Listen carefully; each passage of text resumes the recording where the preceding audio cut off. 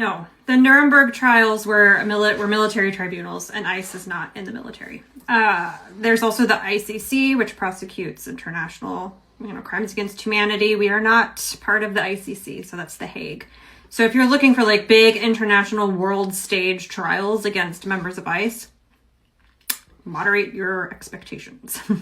The individual members of ICE, including potentially the leaders, could be tried for XYZ things in America, like a normal trial. Like they broke the law and there's a normal trial. That's certainly possible. I think more likely we will just see under the next administration a big reduction in ICE's budget, and a lot of them will be fired. And then we will kind of never hear from them again. As far as like stuff we maybe talk about too much, I'm tired of seeing books about World War II. Just every angle, how Churchill used the toilet XY times a day. I say that with a World War II print behind me that I got from Churchill's bunker when I was in London. Something we don't talk about enough is the Tulsa Race Massacre, because it is so emblematic of America. This was in 1921 in Tulsa, Oklahoma, where Black Wall Street existed. Huge concentration of black wealth in America.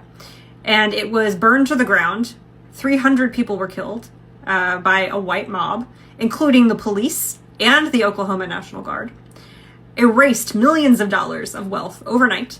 And then the state of Oklahoma hid it in the official record for decades. The last victim of the Tulsa Race Massacre, the last survivor, just died last week. But it's almost Freudian. No, I think we nitpick about things that don't matter and are also very, very indifferent to the things that do. We care a lot about what somebody tweeted in 2014. We don't care so much that they, take money from the tobacco industry. So I think that we need to have higher personal standards for ourselves as citizens. When the Constitution was written, the founders wrote it predicated on the assumption that the citizenry would have moral standards, that the citizenry would only accept behavior from each other and their leaders that would make the Constitution work. And we're seeing it break down right now. Because we don't have standards for ourselves, which means we therefore do not have standards for the people that we send to represent us in our government. So we should be better. And if we were better, we would have better leaders. Yeah, that's what they told us about Roe.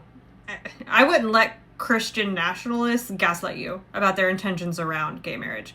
I'm not saying it's likely the Supreme Court is going to take up a case about gay marriage. I don't think that's likely, especially since they didn't take up Kim Davis's case. But Clarence Thomas has said that he wants to. And, the Christian right is, I think, going to continue to try to bring up cases in the hopes that they eventually make it up to a Supreme Court that is perhaps more friendly to whatever argument that specific case is making. I stay on the necks of the Christian right about this sort of thing. I think they want to roll back gay marriage. I think they want to roll back interracial marriage. I think they are crazy. They are cuckoo banana pants psychos. And don't let them tell you they're not. There's no such thing as a state that's a lost cause. Remember that California, in living memory, gave us Ronald Reagan and Arnold Schwarzenegger. Indiana voted for Barack Obama. Ohio used to be a swing state.